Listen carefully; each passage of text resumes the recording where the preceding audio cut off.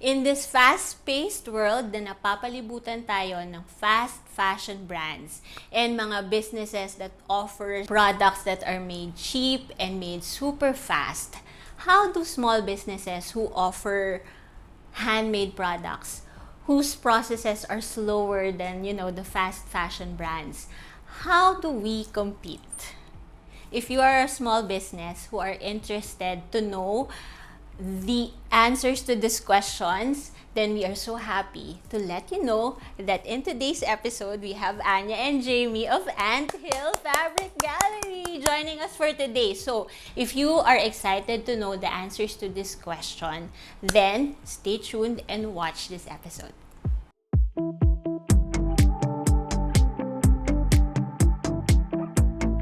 For those who are new here, Common Room PH is a shared retail and digital space for over 200 Filipino makers and artists. If you're looking for unique locally made products, we have branches in Power Plant Mall, UP Town Center, Alabang Town Center, Ayala Malls, Manila Bay, and the Atrium of Makati.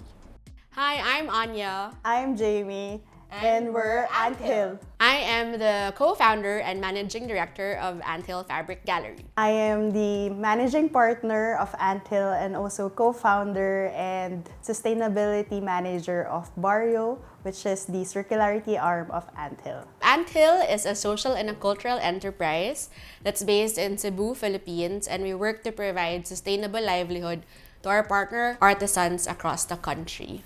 Siguro before we dive into the tips, ang question ko muna is, paano kayo nag-start? Gusto ko talaga malaman yun. Bakit nyo nabuo ang Anthill Fabric Gallery? Ang lagi kong kinikwento is the origin story talaga of how we built Anthill is really because of how I was raised. Yung mama ko, yung nanay ko, missionary siya nung college. She was the first batch of the Jesuit volunteer program. So lumaki ako, yung bedtime stories ko were about indigenous communities. So I think at a very young age, sobrang na-instill lang yung love for culture and country. Yun. And I just really got curious about the existence of our different indigenous communities. But fast forward to when I was in college, kami ng kapatid ko, pumunta kami sa Banawe. And to me, para siyang Disneyland. Parang lahat ng characters in my mom's bedtime story came to life. So kung yung iba lumaki sa mga Disney princesses, ako sa bedtime stories ng nanay ko about the Tiboli community, about the Maranao, about the Mangyaning community. Tapos bumalik kami doon after 2 years, yung what was a thriving village for me, na parang Disneyland, happiest place to be, naging ghost town siya. So I firsthand witnessed a death of a culture. And doon, hindi lang paghahabi, they were also doing brass casting, they were doing wood carving, and because it's such a huge part of my childhood, feeling ko a part of me died. Yung parang na-disoriented or disillusioned ako na, ay, pwede pala tong mangyari. So, heartbreaking siya na memory. But it really stayed in my core memory. And I was really bothered by it. I think because yung mom ko was very intentional and passionate about passing on this love and passion for culture. Naisip ko, anong gagawin ko? Like, if maging nanay na ako, tapos hindi na to mag-exist, anong mangyayari? Parang yun lang yung thought in my head. So when my mom was challenging me to start a business on my own, I think it was very clear to me that I wanted to work with textiles and I wanted to be able to have the opportunity to still go down in field and understand the craft more, understand the situation of artisan communities in different areas of the Philippines, and why is it a dying culture. And this was way back, like 15, 16 years ago, na talagang ang laki ng threat sa weaving culture. Jamie, paano ka napasok sa Anthill Fabric Gallery? So, Barrio Studio is a textile recycling hub before, and it was 2 years old. And last year, Anthill has a code for fabric scraps. And as a textile recycling center, we had a lot, like we're swimming in textile waste. So when I saw the post, I said, oh, they're looking for fabrics. Maybe we can supply it to them because they weave it into new fabrics and it will become more sustainable. And when I reached out to Anthill and to Anya said, oh, that's too much. We cannot ship all that in Cebu because the weaving is done in Cebu. So what we did is we collaborated on different products and activities where we will use those scraps as well. So we did patchwork and different things, just like mending workshops, so that we can utilize the different scraps that we have. And then come November, I think I was in a community work and Anya too is doing something. And I was at the point na I'm exhausted already. And like, I'm questioning if this is what I wanted to do, if I wanted to continue. Because it's very tiring if you're really working on a social enterprise. So timely that Anya called me and she said, Jamie, I have a proposal for you. And she said that, I was thinking that maybe it's better if we work together because we were both working in scraps, in textile recycling, but it's like a echo chamber because we're at the both sides. And Anya said, I'm very tired too. We're like at the ends of our rope. Yeah, we're at the ends of our rope. And that's when we thought that maybe we should tie the rope so it will be longer. And that's why we already have Barrio as Anthill's Circularity Hub now. Wow, congratulations. And just in time for your 50th anniversary. Ano yung mga challenges of a social enterprise? Like for you, Anya, paano ka nagsimula? Paano mo na-build yung brand? Ano yung mga initial challenges mo? Like, nagkwentuhan tayo kahapon, wala naman tayong mga pamana. Yung mga ganyan. So, paano tayo nagsimula? Or sugar daddy. Oh, sugar daddy.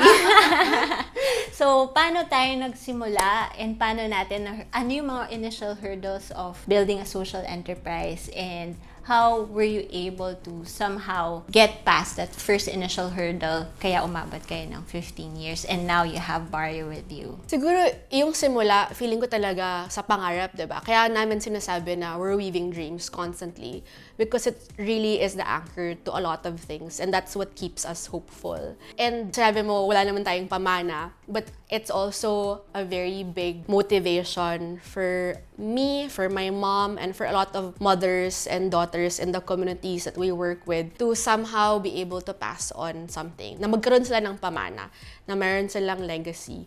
Nung nagsimula kami, ang pinakamahirap was really community development. Hindi mahirap yung finding communities. Laging tinatanong yun sa akin, paano nyo nahanap tong mga communities na to? They basically were led to us. Nung nalaman ng mga different textile communities that we were setting up a social enterprise, we were just referred to communities who needed support and who needed access to markets. But in the first 5 years of Anthill, it was really invested in community building and community development. And when I talk about this, it's really building trust in the partners you work with. Because iba yung dynamic na na-experience ng mga communities na to prior to Anthill coming in. Marami sa kanila natutulungan ng individuals or ng other designers or businesses pero nawawala afterwards. Or ang nangyayari is empleyado sila ng designer. They weave the raw materials for them. Ang hirap na ibahin yung mindset ng communities that when we come in, we're looking for partners. That you are a business partner, we are a business partner. We're coming into a contract, into a formal agreement. We have commitments, you have commitments.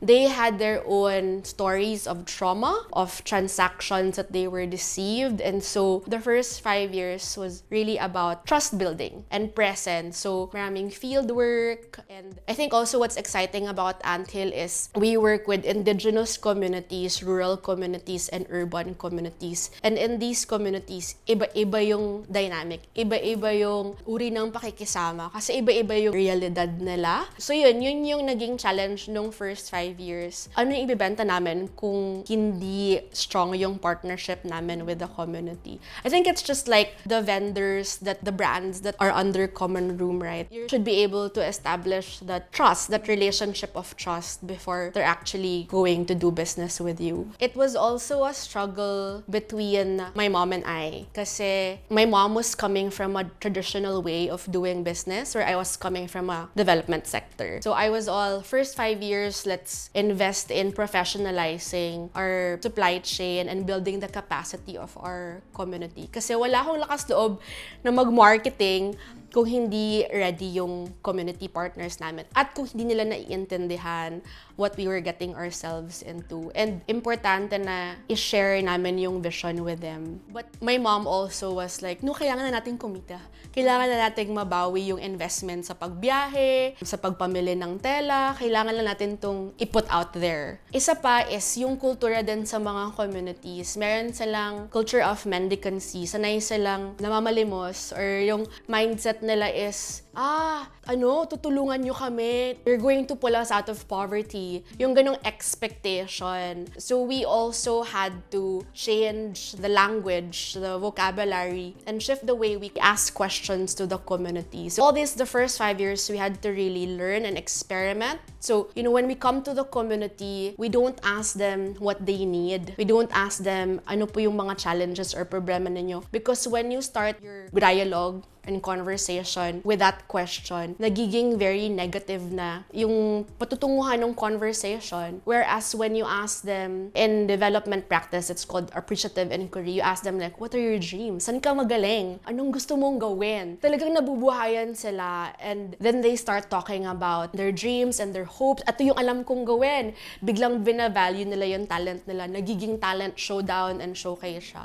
But lahat yon, yung figuring out the way to be able to gain their trust, figuring out how to navigate around what would facilitate effective participatory dialogue didn't happen in a heartbeat. It took a lot of field visits. It took a lot of listening as an active practice. It took a lot of passing the mic to the artisans to really understand the realities that they have. Ahaba. First namin na onboarding, when we engage the community, nag-lecture ako. Ano ang social enterprise? Ano ang traditional na negosyo?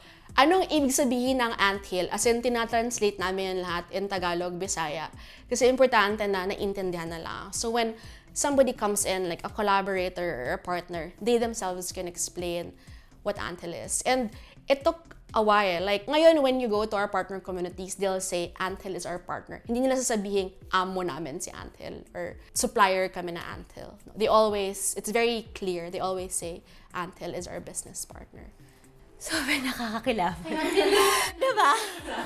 Parang sabi ko, hindi ako pwedeng umiyak, hindi ko to story. Hindi ako Anthill, bakit ka umiyak? Thanks for watching. Diba? Iiyak muna kami. Okay. Pero okay, Anya. So, 5 years yon, Anya. Paano mo yun napondohan, Anya? How did you sustain that? Alam mo, wala pa nagtanong sa akin na to. So, eto, ma-reveal na yung secret namin. In between those 5 years, ang daming nangyari in my personal life and also in Anthill. And it's always difficult to align that, right? So, actually, 2010, 2011, ang bumuhay sa amin are fellow brands and organizations within the development sector kasi gets nila. Alam mo yun, pag linapitan mo ang isang Messy Bessie or Rags to Riches or say Consuelo Foundation or Human Nature, alam nila what we're trying to achieve and do. And it wasn't very difficult to engage with them. So, yung mga corporate partnerships na yan or bulk orders from these partners in those 2 years is what sustained us. Pero enough lang to kind of break even, right? And in 2012, I had like a health concern. So I actually was living here running Anthill at the same time. But when we launched Anthill, we strategically sort of divided the business model into 3 spaces. So my parents are in the textile business as well, but they're selling commercial textiles. Thank you. Commercial textiles. Yung space namin, pag yung frontera niya, when you come in, it's all high-end, limited cuts of fabrics curated from all over Asia. And that's what drew people in. Kasi people don't know what a social enterprise is, let alone in Cebu, right? People always thought we were a non-profit. Yun yung parang paraan namin to draw in foot traffic. Kasi we weren't in the mall. Nasa warehouse kami. Along a very narrow street. Tapos yung tawag pa namin doon, Fabric Sugar Rush in the theme of Anthill. Tapos yung gitna is Indie Workers Trail, Indigenous Workers Trail. And doon lang, parang sobrang katiting lang na space for our hand-woven fabrics. And back then, first 5 years, so first 2-3 years, ang bili lang namin ng tela parang in 1 month, nakaka 100 meters lang kami. Yun lang yung kaya naming bilhin from our community partners. Tapos yung pangatlo, parang common room, tawag namin the colony. So we asked mga small entrepreneurs and vendors in Cebu to consign their items to us. Again, to draw in foot traffic. So that's kind of how it survived. When I left 2012, 2013, my mom had to keep things afloat. So we had our parang warehouse area carry commercial fabrics. So ang daming pumapasok in and out sa Anthill ng mga designers or yung mga namimili lang ng commercial fabrics. Parang Divisoria pero nasa central ng city. So that's what kept us afloat. So basically, yun yung nagbabayad sa rent ng Anthill tsaka sa overhead ng Anthill. So kami, may utang kami at that time sa business ng mom ko. Sila basically yung parang bumuhay sa amin until I came back 2013.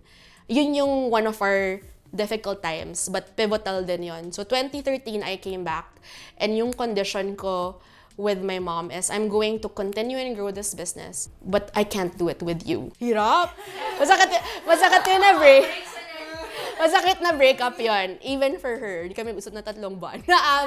So, ano yun, that was pivotal and that was when, believe it or not, we only had 200,000 in our bank account. And to me, that was really the start of Anthill because when I came back, that was when we decided we're going to go full-blown just indigenous fabrics, just hand-woven fabrics. And so my mom pulled out everything. We changed the business model. We took out the colony and we started figuring out how we can sell hand-woven fabrics. And now, guys, you're 15 years.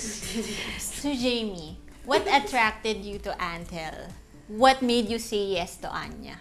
So, a little background. So, I took fashion design in college, and one of the things that I really wanted to do then was to be a textile designer, specifically for local fabrics. That time, umaangat pa lang yung PTF law. Yeah, yung PTF fabric. So, Philippine Tropical Fibers. Sabi ko, bakit ganun? We're promoting PTF, but we're not innovating. You cannot promote without innovating. So, part of my thesis is that I innovated textile design on pineapple fabrics. And then after college, what I wanted to do is to pursue that, but there's no market yet for PTF. Si Anthill, nag-uumpisa pa rin siya nung time na yon. So I studied abroad to further learn more about textile design. And when I came back, parang sad. Walang textile community or textile industry sa Philippines because the mills are already out. There's no agriculture to support the manufacturing of textiles. So I said, okay, let's just work on what works here in the Philippines, which is fashion design, by the way. So I did that for some time, and I also did uniforms for different schools. And what I discovered is, ang daming waste pala. Parang, oh my gosh, mas marami pa yung napoproduce namin na waste compared to the garments that we produce. And when you're in fashion design, you wanted to make the world a better place and to make people feel pretty. But it doesn't feel pretty at all. Parang it's so disgusting. So I said, let's stop the production. let's think of a way on what to do with these scraps. And that was 2018. And that time, I was looking for a textile recycling center in the Philippines. Wala. As in, wala. Wala na naman. Yeah, and it's sad because I live in Rizal, where the garment capital of the Philippines is. And there's no textile recycling center, and we export clothes, we produce clothes, and it's sad. So I said, I keep on waiting, baka magkakaroon, but wala pa rin. So yun, when I'm done waiting, I said, oh sige, ako na lang yung gagawa. So what I did is, first, we did workshops for kids just to keep the ball rolling. Tapos we taught kids how to make their toys from those scraps, and that's when 10-20 kids was born. And then from that, we produced toys naman because there's a demand na. So we produced toys in collaboration with different artisans in Rizal, in Quezon City. And then after that, I realized, wait lang, ang dami pa ring scraps. Parang hindi sila maubos-ubos. And one of the dreams I had before is that ang textile recycling center, and also there's a manufacturing business that can produce from scraps. So, mahirap kasi mag-produce from scraps eh. So, ito na naman, nag-antay na naman ako ng napakatagal. And then I said, wala na naman gagawa nito, so let's just do this. So, in 2022, we opened Barrio Studios. So, it's very project type lang under 10-20 kids. And we're so surprised na there's a support. Parang businesses from simple tote bags, they wanted to avail of that, and then it became uniforms. Yun. And then we saw that there's a market for B2B because it's easy if it's B2C because it's direct, but there's no help for businesses. It's so easy to blame businesses na, oh, greenwashing yan, na parang, oh, ano lang yan, promotion lang yan. But who helps them? Parang hindi rin nila alam. We're all at loss at this stage. So I said, why not we make it a better ecosystem by helping each other? So what we do now is that we partner with different businesses and we transform their scraps into fabrics and also into products that also useful for their business. It's either merchandise, corporate giveaways, or uniforms. So in that way, we also help them. Yeah. One thing that's been a struggle with this system and also with this new industry is that they think they're donating waste. They're donating. But what we like the word is, we're recycling. We're not donating here. So, hindi kami basurahan. Yun. So, for the longest time, we've been trying to change the word. No, this is not a donation. This is a recycling system and a recycling process. Yun. So, going back to what you said earlier, you have to make sure that your partners are aligned with the vision as well. Kasi kung hindi, it won't work rin talaga. Grabe, nakakatuwa yung there's a common theme sa parehong kwento ng 2020 in Barrio and Anthill. Parang sa simula, you just have to keep the ball rolling para lang masimulan nyo yung isang big work. Masimulan nyo lang siya muna in your own capacity, in your best way that you can. Ang inspiring lang to know how you were able to sustain the advocacy ahead of profit. Diba? Kasi paminsan, isipin mo, marami nagdi-demonize ng money. I always tell our community of makers, you need the resources. It empowers your dreams, it empowers your vision. Pero, what if wala pa yun? Does it mean that you have to stop the community work? And ang inspiring lang to know that you guys, ahead of profit, continued with your social enterprises and just found ways to, just sustain it and to break even. So, kaya super inspiring, and again, congratulations for your 15 years. I guess it's the best segue for your first tip. Kasi I think when we were talking earlier, yung cost versus value. How can you move your handmade products, your slow, sustainable work in this day and age of fast fashion and everything is fast and everything is cheap? I think kaya nyo siya nabenta is because you invested on your whys. You invested it eh. So when you launched it, it was clear. And you were easily able to communicate it because it was clear. You've been sustaining that vision for 5 years. So can you tell us more about how you view the costs of your product or the value of your product? Can you explain that to us more? I think it's always easy to communicate something when it's true, right? Because you don't really have to find ways to make it look glossy. You just say it as it is. And we're big on price transparency because it's also a way for us to educate consumers, not just of the cost of our products, but more so of the value that goes into every piece of clothing, fabric that we put out there. And as I said earlier, we challenge our customers to think about the price tag, not just in terms of how much it is, but more so on what value do I create? How am I able to be part of this value creation? So, bini-breakdown namin siya. It's so easy to get turned off or intimidated by looking at the price tag. But when you understand how this price is broken down into the supply chain and who benefits from it, when you try to be more critical in understanding what went into this price. Like, why is it 8,000 pesos? Why are they putting such a premium to a particular piece of clothing? Then it will make sense to the customer as to why this piece is an investment, not just for her because it will make her feel good or look pretty because it's a nice design, but also to the lives of those who are part of making the piece. And something that we don't necessarily think about or consider, diba? Like, parang ang nangyayari minsan in our behavior when we shop, afterthought na lang yun, diba? Like, ang una mong talagang iisipin when you buy something, ay, ang ganda, kulay ko to. Or ang ganda niya sa akin, nakakaganda, nakaka-aura, gano'n. Pero yun, like, ganun. Pero isipin mo, pero I think like, yun nga, you go beyond the value it gives to you. Because at the same time, you're also giving value to those who made it. And we emphasize that. We always say, honor the connection. Because hindi naman yan minagic. Alam mo yun? Hindi yan minagic. And yung primary message that we always emphasize on is, that's handmade. That's handwoven. That's heartwoven. That's a labor of love.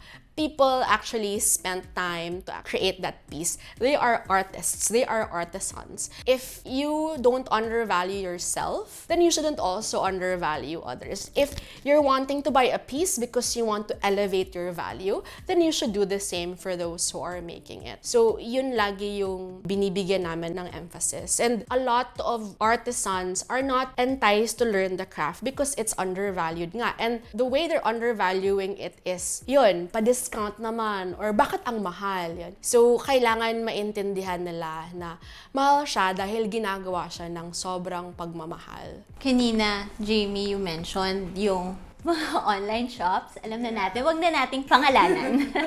Yung mga mabibilhan mo na lang ng 50 pesos and 100 pesos at may t-shirt ka na nakaka-aura at nakakaganda. Pero at what expense? Yeah, so when we buy things, we have to think na when we get discounts. Imagine if you bought a shirt at 100, tas may cut pa yung seller, tas may materials pa. What is na lang natira dun sa maker? So you have to value not only yung materials, yung look, but also the maker and the time that he spent making it, also the knowledge that he spent in learning about how to do it then. Grabe, nakakakilabot yung sinabi mo. But at what expense? Yeah. You got it for 100 pesos. But at what expense? Pag inisip mo siya doon, parang kabaliktaran ng I bought this for 8,000 pesos. Pero for who? And for what? And ano yung value na natulungan ko or anong advocacy, di ba? Yung kabaliktaran naman ng isang side is I bought this at 100, but at what expense?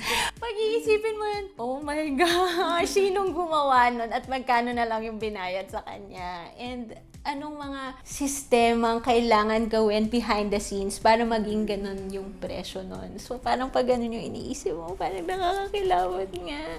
So, oh my gosh. Sobrang galing nyo, guys. Okay. Tsaka, marami din sa mga weavers dahil natakot silang hindi mabenta And I'm sure like in your community of makers, may mga ganun din na instead na ma-stale yung inventory, bababaan at bababaan na lang nila yung price just to sell it. And I think that it's also very sad, like you're compelled to compromise how you value your work just so it becomes money. Yun yung lagi namin sinasabi sa kanila. Lagi sinasabi namin sa community namin na don't focus on the price. What are you offering? And why should it be priced this way? Diba? Paminsan kasi, ang baliktad eh. Ano yung price ng iba? Paano ko gagawin to para ganito din yung presyo ko? Kaysa, what can I bring to the table? Anong value nito? And why is this supposed to be priced this way? So, parang baliktad. Pero sa totoo lang, and Jamie and I share this story. When you're a young entrepreneur and when you're just starting off, you commit that mistake and learn the hard way. And this is not to say na hindi kami na-excuse sa mga ganyang pagkakamali. Na nag-yes kami sa lahat para lang makabenta. Kasi minsan talaga, and when you're young, you don't have the confidence yet. And I think you're coming from place of scarcity, right? Yeah, parang, I need my cash flow. Yes. Ano may kasasweldohan ka. So minsan, even if you compromised your price para lang may pumasok, mag-yes ka. But later on, again, it was part of a lot of failures. You realize and you learn that actually, it's a matter of parang being very strong in what you stand for and what you represent. Because if that's something that's very true to your core, you will also be able to attract the right customers and the right partners who will understand what you're selling and who will put so much appreciation and value with what you're selling. And yung iba nga would say, I'm willing to pay more. Diba yung ganong experience will come if you just stick to, what really is true for you. Mahirap siyang gawin. Yes. And thank you for saying that about mga abubat stuff. Kasi marami ding nagsasabi, like for example, when you go to common room and, it's just another sticker. Parang it's just another pin. Diba? But for us kasi in common room, we feel thank you for understanding our young makers. Kasi we feel na it's their first step eh. It's a part of a long journey. You've been in business for 15 years, you've been in business also for a very long time. Some of them is their entryway. It's their first step into the world na maybe I can empower myself to pursue this path when everyone else is saying I shouldn't. Diba? And no one is funding my dream. And I should eat. Right? But, kung hindi sila mabigyan ng chance ngayon, baka they will lose the future na they can do more than what they're doing now. That I feel na it's just stickers today. Yes. But it doesn't mean it's a sticker forever. It can be like their investment on time and learning on their own until they gain that confidence na no, I can create. It enables them also to practice their skill, right? And to attract the right customers. If only they're given the chance today so that they can continue doing it until that time na dumating sila dun sa journey na confident na sila enough to communicate their value to others. Kaya again, thank you for saying that. So, I guess let's go. Bakit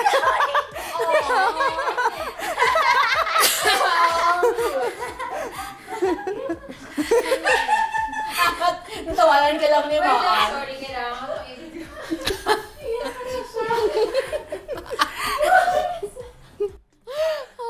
Nangyayari ba to lagi, Christy? Umiyak din ako kahapon.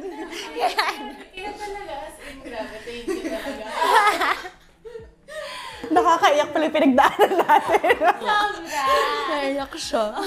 Please proceed.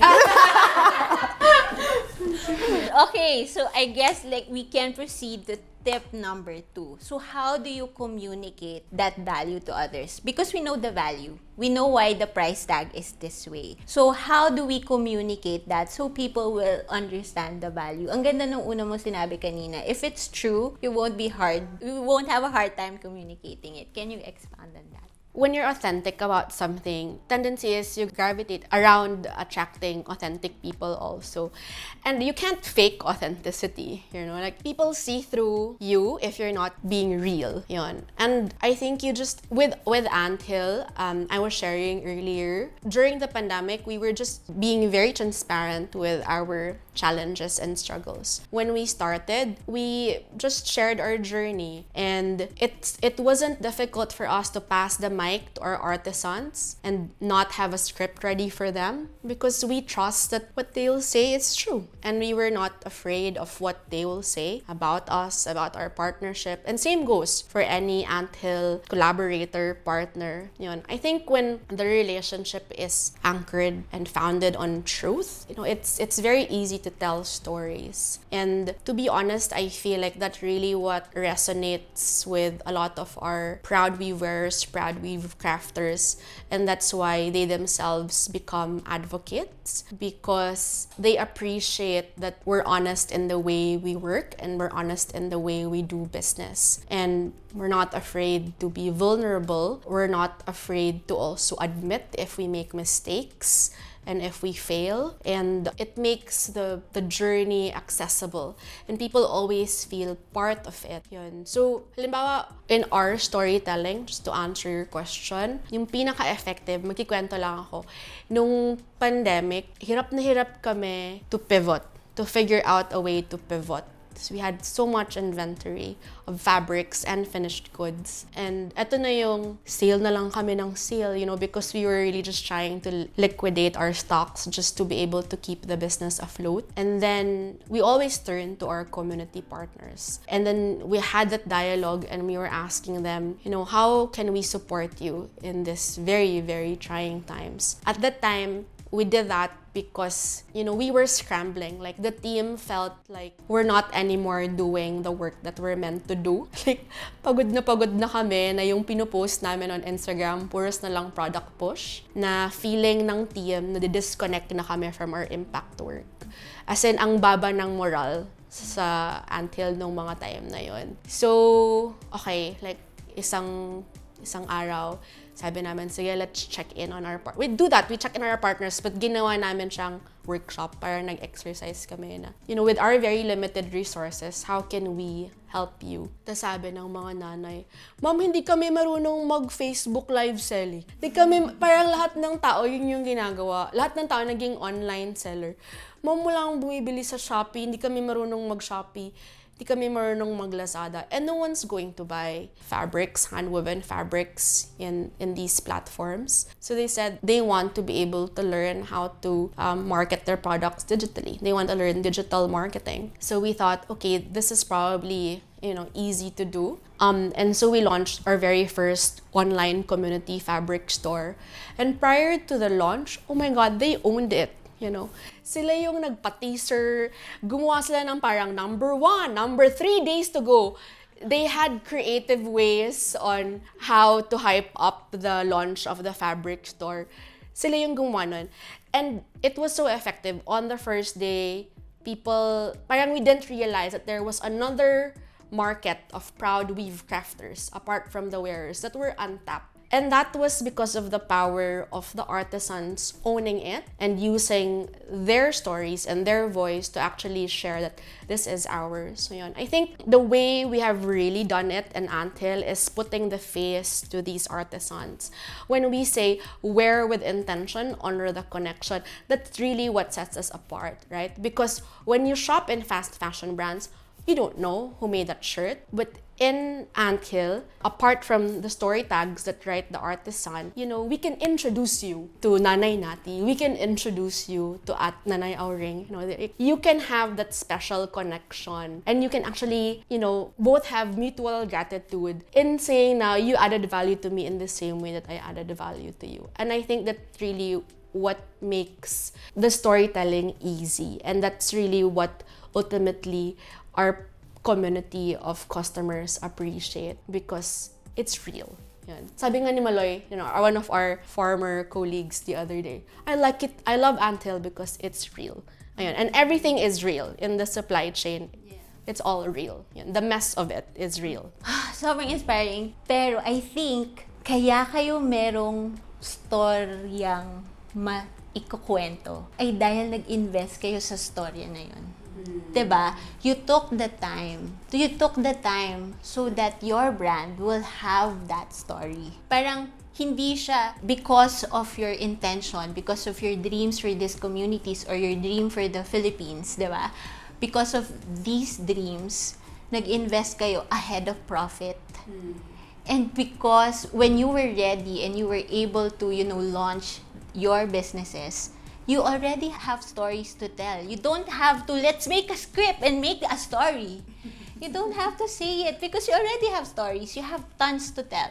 And it's not just your story, it's the story of the communities, the stories of people you help. It was not sayang yung 5 years na ininvest mo on your community and the 5 years and the years that you were building your recycling facility. But it's very similar to what you guys do, providing a platform for storytelling and putting the spotlight in your community of makers also. And people see that. People kasi gravitate towards community, right? We all want to belong to something. And people come here or people are part of communities not because it's fun, not just because they want to. It's because it also adds value to them. It also makes them feel na they're not alone in the journey that they're going through. And I think yun yung power of, brands like Common Room, Anthill, Barrio. I think we have been very strong in sharing our journey and making everyone a part of it. I guess isa pang magandang tip for our makers or whoever is watching us today, dapat clear din sa'yo yung story na gusto mong sabihin. Kasi kung mismong ikaw, hindi mo alam kung paano mo sabihin yung story or bakit mo ginagawa yung ginagawa mo,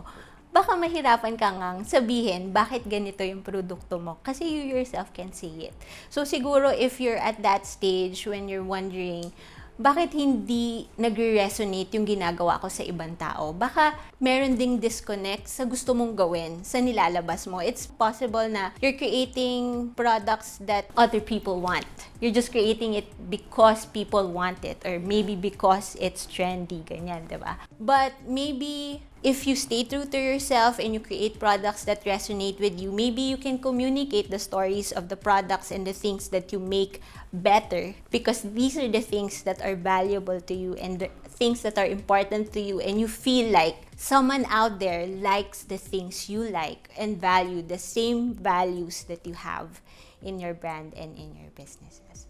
So, let's go to tip number 3. I am so proud. Alam nyo naman, nasa 2 hours naming pagkukwentuhan na very clear na ang values ng ating guests in their own brands, in their small businesses, in their social enterprises. Sobrang clear na yung value nila. But another thing that we love about them is that they're continuously innovating. They have a value when they started, but they continue to add value to what they're doing at the moment for their communities. So now, mas marami pa silang story to tell. Mas may laban pa sila, may fighting spirit pa sila against other global brands na maybe has more resources than our small businesses. So can you tell us more about your new value added for Anthill? Ikaw naman, Jamie.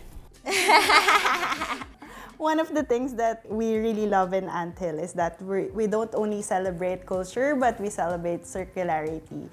Because as we know, the earth can survive on its own even without us, but we cannot survive on the earth if we will not take care of it. So that's why we're very concerned about circularity in Anthill, because we believe that nature has a very big part in what we do, because our partner communities, they live in mountains, oceans, by the rivers, by the lakes. So nature really has a very big part on them. So we wanted also to take part in circularity, where we not only recycle, but we also use regenerative materials such as sabaka and promote local agriculture as well. Part of the things that we are planning to do is that we wanted to weave more fabrics that are helpful for our artisans, and in a way they are empowered as well in the green green economy. So, hindi na lang sila nagwi-weave for tradition ngayon, but they're also weaving for circularity as well. And we wanted to empower as well businesses so that they know that there are certain things that they can partner with us so that they can be empowered as well to contribute to circularity in the Philippines. So, nakaka-inspire kasi okay na kayo eh. Okay na kayo eh. Parang, like, paminsan, when I'm thinking about it, parang, why am I hustling? Parang hindi pa ba enough yung mga ginawa or ginagawa namin? Bakit kailangan pa ba namin pahirapan yung sarili namin? Bakit pa natin, di ba? Di ba? And then, here you see brands like you na parang hindi pa tapos. May pwede pa kaming gawin. Like, hindi na lang siya preserving culture.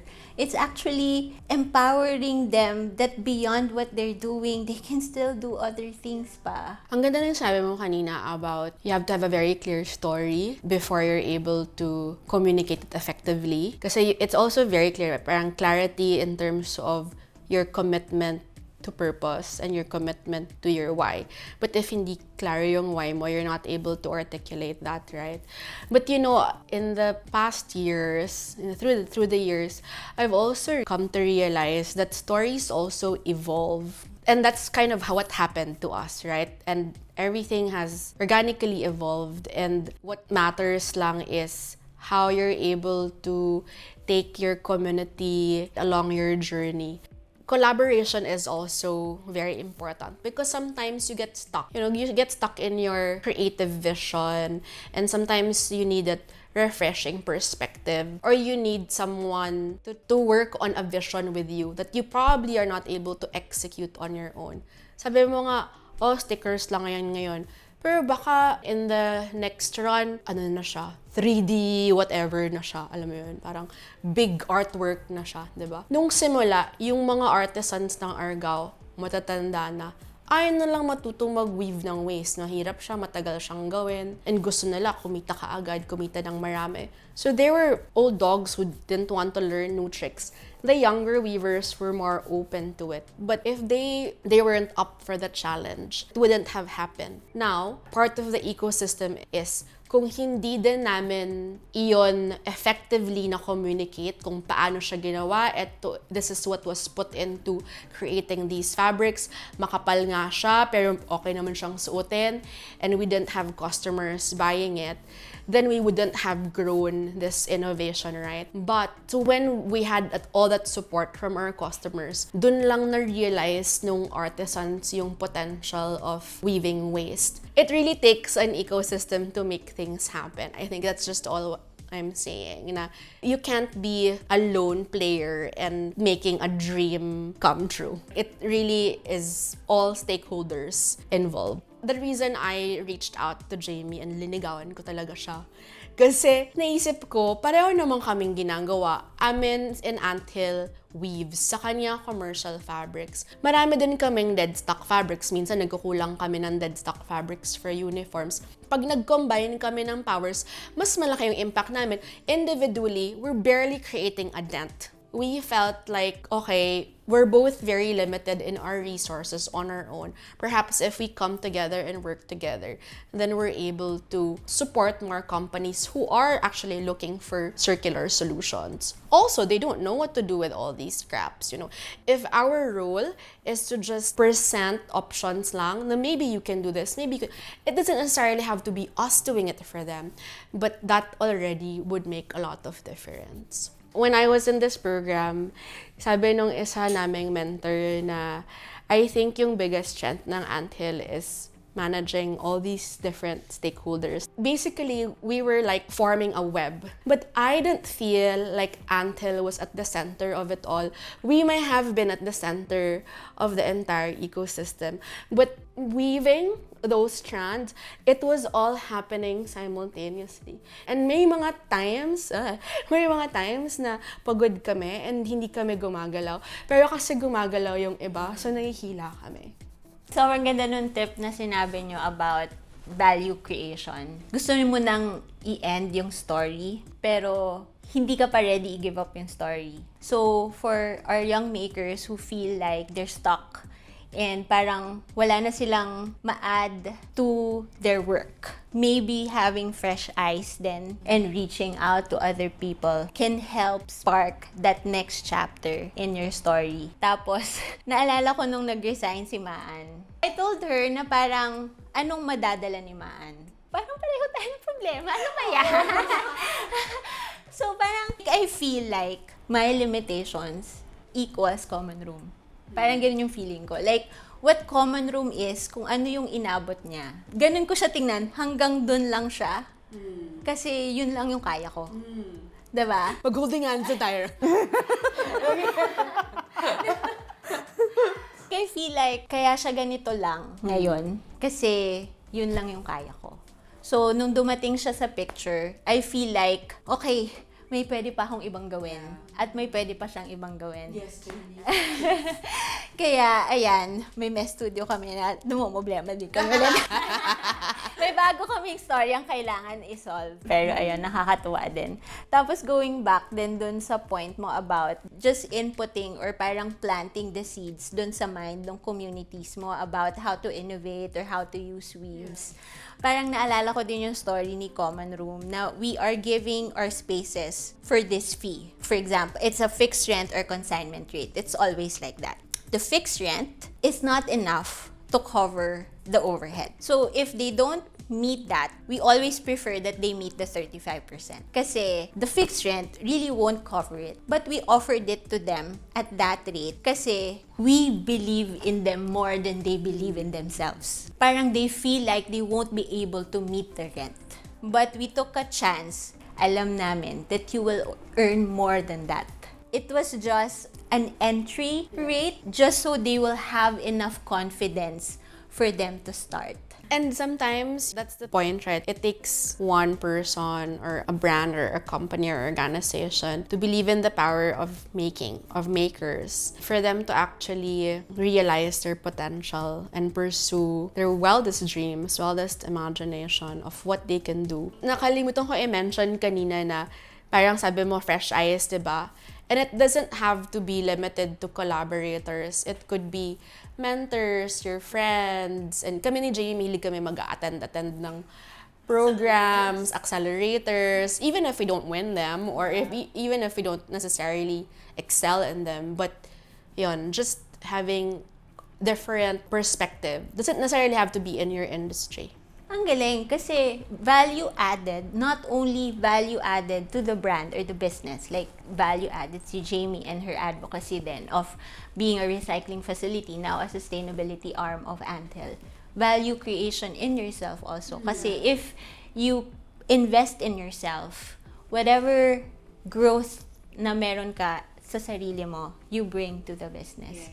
So, value creation is not limited to, value creation in the business, but also in the maker. Okay, tip number 4 na talaga. Okay, tip number 4, slow versus fast. Paano kayo nakaka-compete kung every season meron silang bago, merong sale, pero kayo, eto pa din. It's so hard to compete when it comes to price. Paano kami nakaka-compete between slow and fast fashion? I think it's very similar to what I shared earlier about what really sets us apart is being able to put a face to who made our clothes, where it's made, and what it's made of and how it's made. I think our customers, our proud weavers and crafters, appreciate the education that we bring into every piece of clothing. It's not just something that they buy off the rack because it's affordable or cheap. When people usually purchase from Anthill, it's always because they want to be part of the story. They want to be part of the narrative. Kanina kinikwento ko, and tanong din to ni Maan, to share anecdotes that reflect the impact of our work. Top of mind, ang naisip ko, 2 kwento. Yung una is, we were doing a pop-up in the States. And when we're in the States, we price our weaves more because we take into consideration logistics, price and also perceived value. And there's always no question in terms of how much it is. Because in one of our heart-woven conversations, and hindi ko to makalimutan, sobrang powerful, yung customer, proud weaver, she's from the Filipino diaspora community. Sabi niya, she grew up with such a negative narrative of the country. Parents niya, boomers, they left the Philippines for greener pastures and kung pupunta ng Pilipinas, sa Pilipinas, kurakot yung mga tao dun, guguyuin ka lang. So, lahat na ng negative, ang dumi-dumi, ganyan. You know, naghirap kami to give you a better life here. It's always that way. And it's kind of disconnected her from her identity. And she said, like, I'm not really American, but I also don't feel like I'm Filipino. So when she wore the kapa and she was in tears, sabi niya, to me, this is form and a part of my ancestral healing. Sabi niya, more than just it representing my identity, who I am, my heritage and culture as a Filipino, it also is protecting me from that narrative. It's also changing things for me. Sabi niya, this is my cloak of healing. Yun yung kapa sa kanya. That's sobrang powerful for me because we don't create these clothes thinking it would be a representation or a form of healing to someone. That's deep. That's very profound. And so that was really moving. And I don't think you're able to access that connection when you buy from a fast fashion brand. And then second one is, kinento ko to kanina na sa akin, yung mga students who buy from Anthill, you know, our stuff are expensive. Even I can't afford our stuff, you know. I would always say, if I don't own Anthill, I'll have to save for it too, you know. And so I really, really appreciate it when people come to our pop-ups or message us or Instagram and say, I saved for this for 6 months. Pinag-ipunan ko to. I've never thought of establishing an aspirational brand. Parang, bakit niya to pinag-ipunan? Bakit niyang gustong magkaroon ng weave ng Anthill? And iba't iba ng kwento. Yung iba sasabihin niya, yung lola ko kasi galing Ilocos. Yung iba, kasi gusto ko na pag-graduate ko, pagtanggap ko ng diploma ko, ang suot ko, gawang Pilipino. Iba-ibang kwento, but kaya sabi mo kahapon, it's that pride. Kaya talagang sobrang powerful nung Wear Your Tribe, Wear With Pride, because feeling ko, at the end of the day, at the core of our business and why we're able to build this movement, what we're selling ultimately are not clothes, but that sense of pride and connection that they have, not just with the designs or the colors, but also because there's a face to who made it. Yun for me yung naturally sets us apart from fast fashion brands. I just wanted to add na parang how we compete is that we champion our communities. And I think that's one thing to look at na more than just competing to your competitors. You look what is your why? What are you championing about? Kasi when you hold on to what you're championing, parang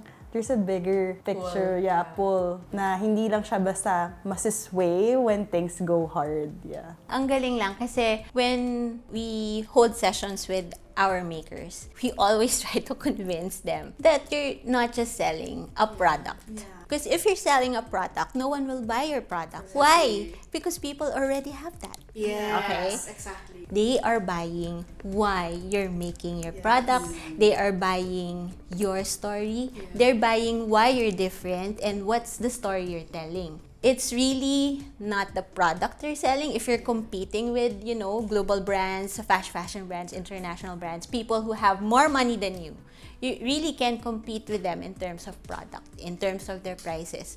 But you can compete with your story because people can still reach you. Diba? Other brands, wala na silang connection sa mga tao na bumibili ng products nila. But ikaw, meron ka pa rin connection dun sa story nila. And also to add dun sa slow versus fast, I think you mentioned earlier about creating timeless. Kasi po minsan, na-realize ko, lalo na ngayon, na sobrang daming cons, our makers are pressured to create different things kasi feeling nila wala nang bibili sa kanila. So ngayon, dalawa na yung problema nila, not just competing with so many other stuff selling the same things, hindi lang sila nakikipag-compete sa mga online sites that's selling products for 1 peso, di ba? Parang ngayon, they're also pressured to always create something new. And earlier you mentioned about your customers who have the same style but continue to buy the same style. So it's like trends versus timeless pieces. Yeah. Clearly, we don't follow trends, right? Because it's never worked for us. And minsan, sayang lang sa inventory. And we also learn the hard way. And I think the challenge for makers and brands is how are you able to create or come up with a star product that will stand the test of time? And sometimes it could be intentional, sometimes it could also be accidental. How will your community or new customers recognize you from afar? Or what would be the top of mind signature silhouette or look or phrase that they will associate your brand with? Ang saya. Ang saya. Wala na akong ma-add doon. So, kanina, when we were talking, Anya and Jamie, merong parang light bulb moment na additional tip for our young makers, for small businesses who's watching this episode, na there is another market that they can tap into. Ang ganda nung sinabi mo, Jamie, about empowering businesses also. So it's not just your market and the pop-ups. They're not just your business to your customer. It can also be business to business. Okay, can you tell us more about that? So when we do kasi business to business, it's not only beneficial to the business but also to our communities. We actually tried doing B2B because we wanted our community of artisans to become more skilled in what they do. And if you try to go with trends and it's always changing, there's no skills transfer that's solid. But if you try to repeat the design, which is timeless, they can perfect it over time. So that's why we tried to do B2B so that the quality gets better over time and also we get bigger profit by doing bulk orders. And in that way also we amplify our mission, which is to advocate circularity and culture as well. So technically we're expanding the mission when we go to business and also these businesses becomes our co-advocates as well. It's tricky to get into the business-to-business channel, right? But I think what also is very powerful for Anthill is being able to gain ambassadors among our own community. So sila mismo yung nagta-champion ng work ng Anthill in the organizations that they belong to. So yun yung effectiveness ng storytelling that you were talking about and the strength of having shared values. So, ang ganda lang ng sinabi mo kasi nga, we feel like there's another aspect to it. It's not just our impact to the clients. Yeah. These businesses, we want to believe that they're also in it for something bigger. It's not just to earn money, they're providing a service. Maybe we can just ask them or educate them and inform them that they can be empowered. So I guess, ang tip niyan mga makers, you really need to be clear with your story, with your why you are doing these things. Because these stories are the catalyst for people to hear you, for people to give you platforms, for people to give you opportunities and be partners with you in your impact work. So I guess the question is, may pag-asa ba ang mga small businesses laban sa mga big brands in this very fast-paced world? Ang gusto naming sabihin good news ay yes, guys, you can compete. Sila Anya and Jamie are already 15 years in Anthill Fabric Gallery. It means they have survived. They've been doing it for many years. And that's a resounding yes. And their story is proof that it's possible. So, Anya and Jamie, can you tell us more about your upcoming 15th anniversary celebration and the Powder Revolution? As we celebrate our 15th year anniversary and talking about timeless classic pieces, we're highlighting 15 classic timeless skirts and also our OG proud weave wearers. And of course, among them are Roma and Maan. Uniform nila guys, ang ating Anthill skirts. Yan. Life is too short to not wear Anthill. Yes, so on our 6th run of our Powder Revolution, we ask our proud weavers what does it mean for them to wear our woven skirts and how this empowers them as women and what they also want to pass on to the younger generation of women and girls. We have a lot of plans this year. Obviously, we kicked off our anniversary with renovating our 15-year-old store. We've been in that warehouse since 2010.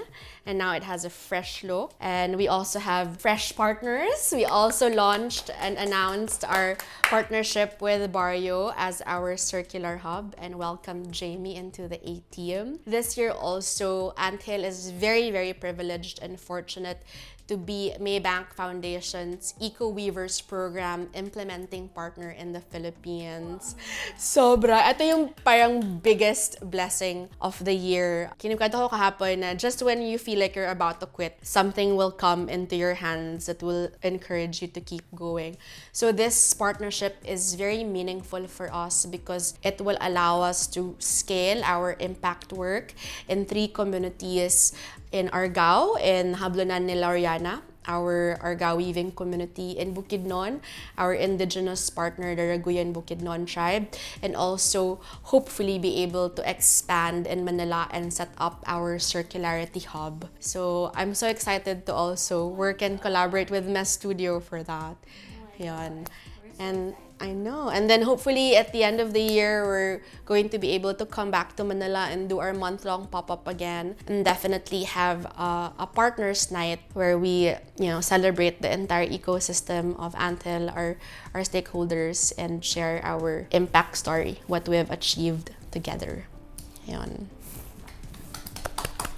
Guys, 15 years and still going strong. So it's just proof and testament that small businesses have a space, and sana you don't get scared or you don't shy away from taking up that space. At kahit sobrang dami ng businesses, sobrang daming global brands that you feel like you have to compete with, and you feel like there's no more space for me, and ang dami-dami nang nangyayari, and ang dami-dami ng kalaban.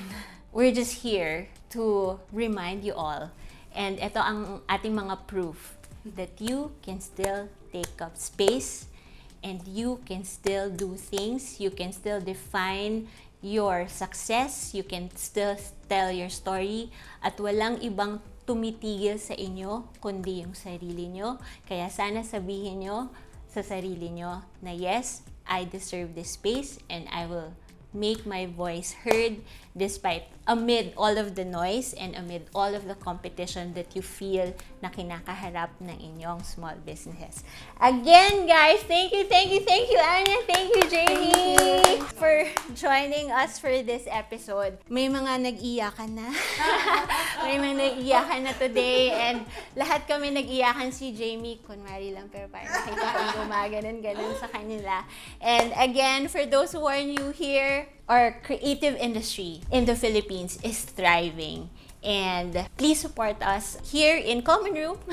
Sa mga bago here, we have branches in Power Plant Mall, Ayala Malls Manila Bay, UP Town Center, Alabang Town Center, and here in the Mess Studio in the Atrium of Makati. And again, it's not just stickers. Every purchase is a vote to the kind of stories you want to tell. And I hope you support us and you support all of the campaigns of our guests today, because again, it is a vote to the future that you want to see. Thank you, guys!